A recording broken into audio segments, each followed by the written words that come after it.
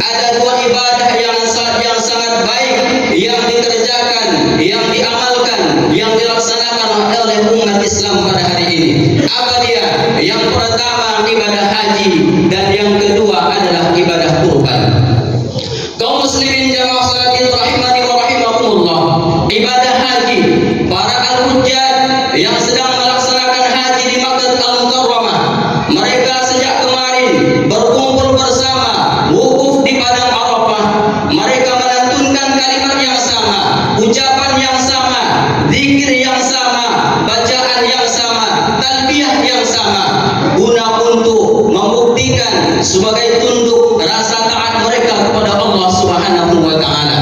Kemudian mereka di sana berkumpul dengan pakaian yang sama, pakaian ihram, pakaian yang sama yang tidak berjahit. Tidak ada bedanya orang kaya dengan orang miskin. Tidak ada bedanya orang yang penguasa dengan rakyat jelata. Tidak ada bedanya orang yang terkenal dengan orang yang tidak terkenal. Mereka sama di sana, sama-sama mengabdi kepada Allah Subhanahu wa taala dalam rangka memenuhi panggilan haji. Kaum muslimin jamaah salat Id rahimani wa rahimakumullah, ini menggambarkan nanti di padang mahsyar, nanti di hari kiamat, tidak ada yang dipandang Allah Subhanahu wa taala. Yauma la yanfa'u malun wala banun illa man atallaha biqalbin salim. Di hari kiamat nanti, di padang mahsyar nanti, pada hari itu tidak ada yang berguna di hadapan Allah Subhanahu wa taala. Harta yang kita miliki, pangkat jabatan, istri, anak, semuanya tidak ada gunanya di hadapan Allah Subhanahu wa taala, melainkan amal ibadah yang kita laksanakan, yang kita kerjakan selama hidup di dunia. Kaum muslimin jamaah salat Id rahimani wa rahimakumullah, kita doakan semoga para al-hujjaj yang sedang berhaji di Makkah Al-Mukarramah mendapatkan haji yang mabrur. Kata Rasul sallallahu alaihi wasallam, al-hajjul mabrur laisa lahul jazaa'u illa al-jannah. Haji yang mabrur tidak ada balasan yang pantas bagi mereka kecuali surga.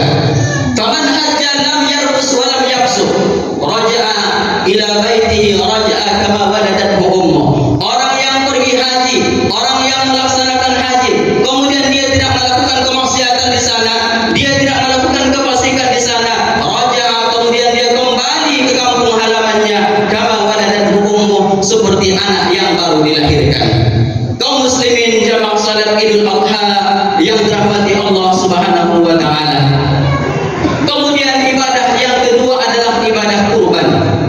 Ibadah kurban ini adalah sebagai tanda rasa syukur kita kepada Allah Subhanahu wa taala.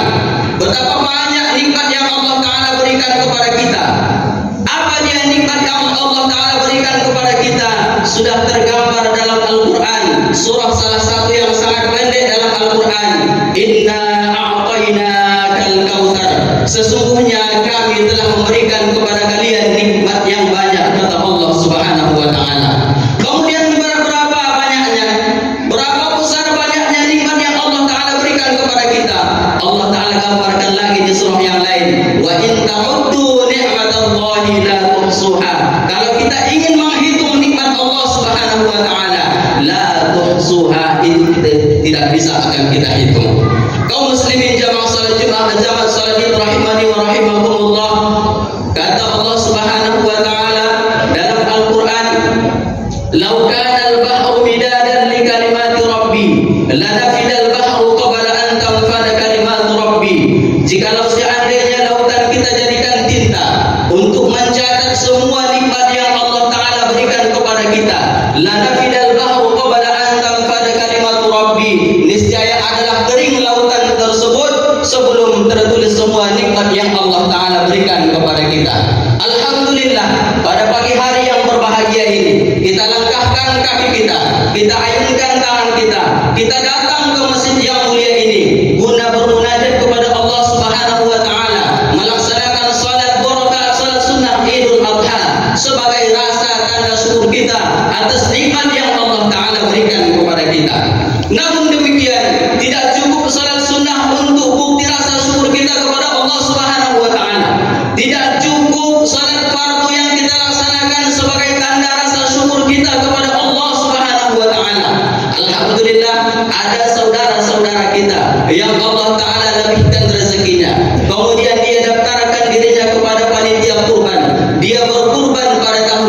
sebagai bentuk rasa syukurnya atas nikmat yang Allah Ta'ala berikan kepadanya. Kaum muslimin jamaah salat Idul Adha rahimani wa rahimakumullah. Apa kata Rasul sallallahu alaihi wasallam? Tidak ada amal yang paling baik di hari raya Idul Adha ini kecuali memotong kurban, mengalirkan darah. Apa kata Nabi? Innahu ya'ti yaumal qiyamati bi quruniha wa ash'ariha wa adlabiha. Sesungguhnya kurban yang dikurbankan pada hari ini nanti datang di hari kiamat bi quruniha dengan tanduknya, wa ash'ariha dengan bulunya, wa adlabiha dengan kukunya.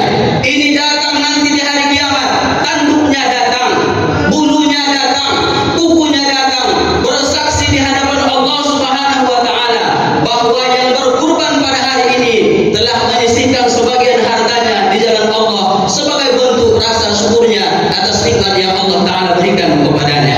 Kita doakan semoga yang berkurban pada tahun ini, yang berkurban pada hari ini, semoga Allah taala terima amal ibadah kurbannya. Amin ya rabbal alamin.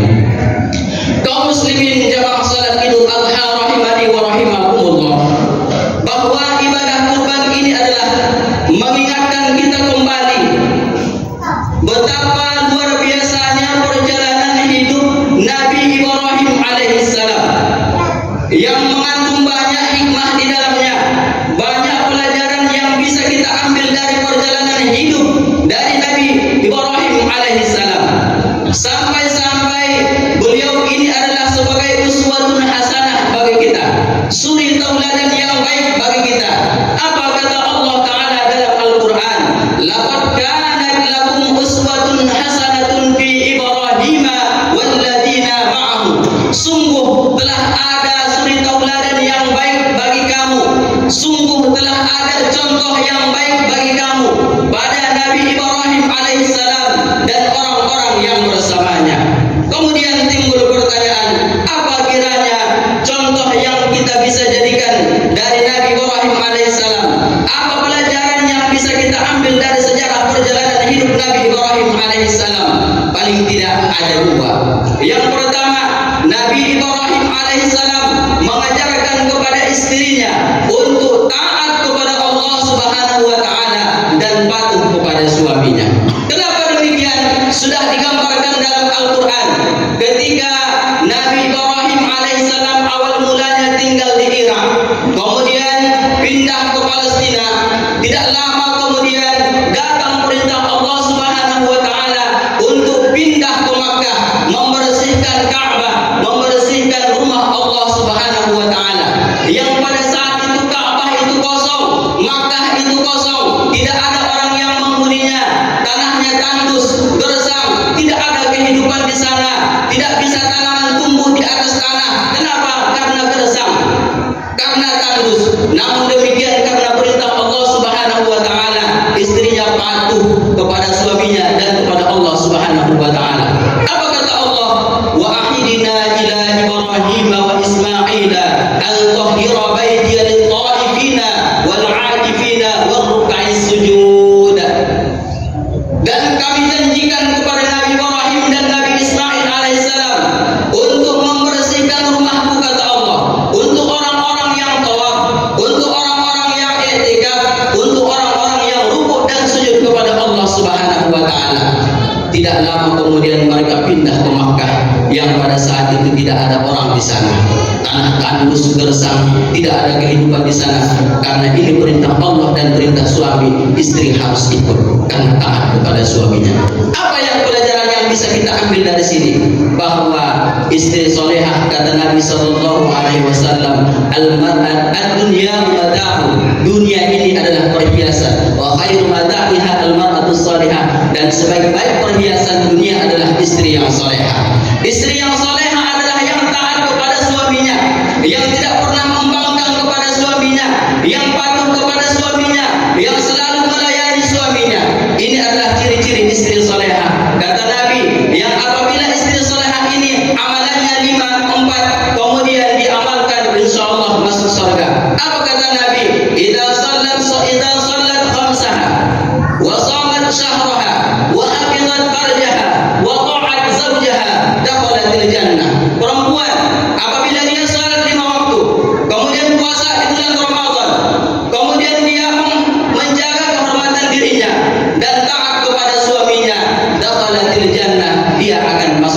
kata Nabi. Maka untuk itu pelajaran yang bisa kita ambil dari perjalanan hidup Nabi Ibrahim alaihissalam adalah pertama, istri wajib taat kepada suaminya. Kata Nabi, kalau misalkan manusia diperintahkan Allah Subhanahu wa taala untuk sujud kepada manusia, maka seorang istri wajib sujud kepada suaminya. Tidak ada alasan lain untuk tidak taat kepada suami kecuali perintah suami itu adalah perintah yang melanggar ajaran Islam, yang melanggar syariat Islam.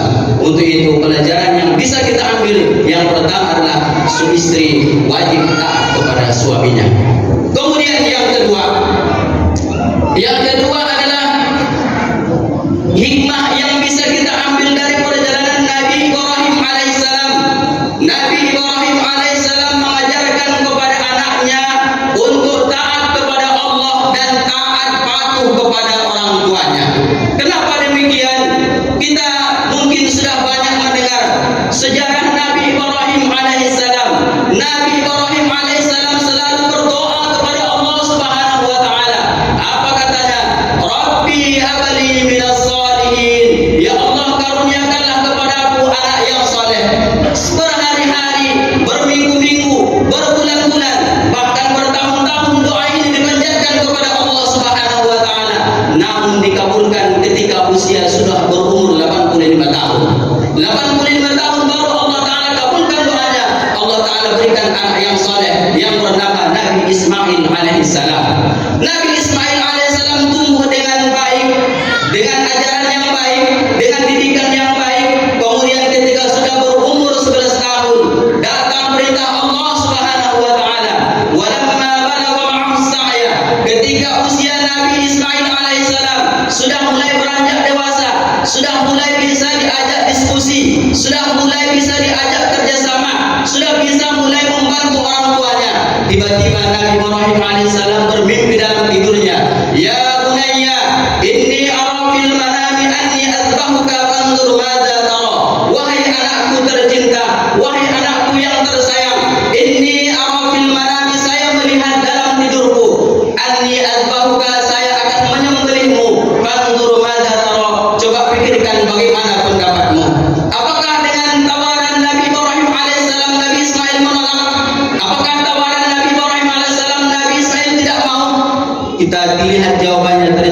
Ternyata jawaban Nabi Ismail alaihissalam, "Ya abati, if'al ma tu'mar, satajiduni insyaallah minas sabirin." Wahai ayahku tercinta, wahai ayahku tersayang, lakukan, kerjakan, laksanakan apa yang Allah taala perintahkan kepadamu. Satajiduni insyaallah minas sabirin. Niscaya engkau akan mendapatiku menjadi golongan orang-orang yang sabar.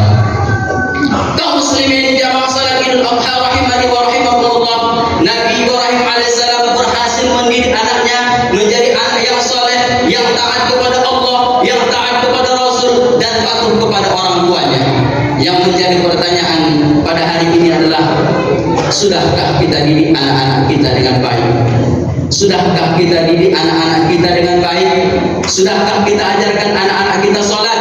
Sudahkah anak-anak kita sudah kita bawa ke masjid untuk belajar sholat? Sudahkah kita didik anak-anak kita belajar Al-Quran? Sudahkah kita didik anak-anak kita belajar agama Islam? Apa kata Nabi sallallahu alaihi wasallam? Kata Nabi sallallahu alaihi wasallam, "Muru auladakum bis-sholati bi sab'in wadribuhu bi 'ashrin." Suruhlah anakmu untuk salat umur 7 tahun, wadribuhu bi 'ashrin, dan pukul ketika umur 10 tahun. Ini adalah didikan dari Nabi Muhammad sallallahu alaihi wasallam. Kaum muslimin, jamaah salat Idul Adha rahimani wa rahimakumullah. Kalaulah anak kita sudah kita didik dengan baik, sudah kita ajarkan dengan baik sehingga menjadi anak yang soleh dan soleha. Apa kata Nabi sallallahu alaihi wasallam? "Man 'ala salata banatin fa'addabahunna wa zawwajahunna wa ahsanahunna dakhalatil jannah." Siapa yang mendidik 3 orang anak, fa'addabahunna, lalu dia mendidiknya dengan baik, wa zawwajahunna, lalu dia menikahkan dengan orang yang baik apabila sudah cukup umurnya, wa ahsana ilaihinna, dan dia berbuat baik kepada mereka, dakhalatil jannah, maka orang tua tersebut jaminan surga. Kaum muslimin jamaah salat Idul Adha rahimani wa rahimakumullah. Dalam hadis yang lain Rasul sallallahu alaihi wasallam bersabda, "Idza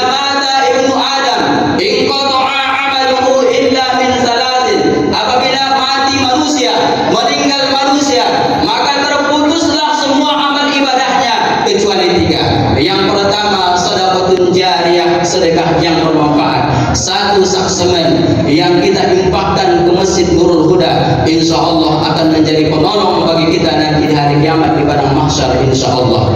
Satu truk pasir yang kita infakkan ke Masjid Nurul Huda, insya Allah menjadi amal jariah dan menjadi penolong bagi kita nanti di hari kiamat di padang mahsyar, insya Allah. Kaum muslimin dan muslimat rahimani wa rahimakumullah. Yang kedua, wa ilmun yantafa'u bih, ilmu yang bermanfaat, ilmu yang kita ajarkan selama hidup di dunia, itu juga akan menjadi penolong bagi kita nanti di hari kiamat. Dan yang ketiga, wa waladun salih yad'ulah, doa anak yang soleh yang diharapkan orang tua. Kalau misalkan kita tidak didik dengan baik, kita tidak ajarkan agama, kita tidak ajarkan agama, kemudian dia tidak pandai sholat, tidak pandai berdoa untuk mendoakan orang tuanya, lalu bagaimana nanti nasib kita di padang mahsyar di hari kiamat dalam kubur? Kalau misalkan tidak ada doa dari seorang anak kepada orang tuanya, maka doa anak yang soleh adalah salah satu yang diharapkan oleh orang tua. Kaum muslimin jamaah salat Idul Adha rahimani wa rahimakumullah, inilah pesan-pesan yang bisa kita ambil dari sejarah perjalanan Nabi Ibrahim alaihissalam. Yang pertama, taat kepada Allah Subhanahu wa taala. Yang kedua, istri wajib patuh kepada suaminya. Dan yang ketiga, seorang anak harus patuh dan taat kepada orang tuanya. Yang apabila ini insya Allah kita amalkan, kita jalankan, kita praktekkan dalam kehidupan kita sehari-hari, maka insya Allah kebahagiaan akan menanti kita, baik bahagia dunia maupun bahagia akhirat. Kaum muslimin jamaah salat Idul Adha rahimani wa rahimakumullah, mungkin demikian yang bisa dapat saya sampaikan, mudah-mudahan bermanfaat. Barakallahu li wa lakum fil Qur'anil azim wa nafa'ani wa iyyakum bima fihi minal ayati wa dzikril hakim wa taqabbala minni wa minkum tilawatahu innahu huwal ghafurur rahim.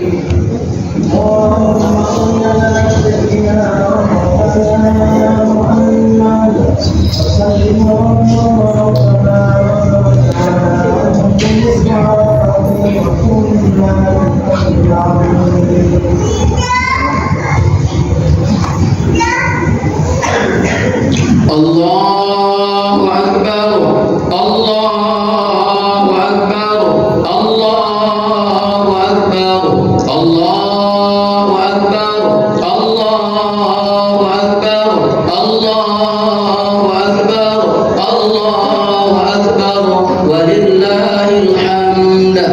Alhamdulillah, alhamdulillah wa kafa, wassalatu wassalamu ala rasulillahil mustafa wal mujtaba wa ala alihi wa sahbihi ahli sidqi wal wafa.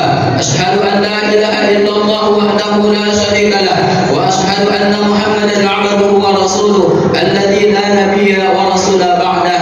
Qala Allah subhanahu wa ta'ala, ya ayyuhalladzina amanu taqullaha haqqa tuqatih wa la tamutunna illa wa antum muslimun.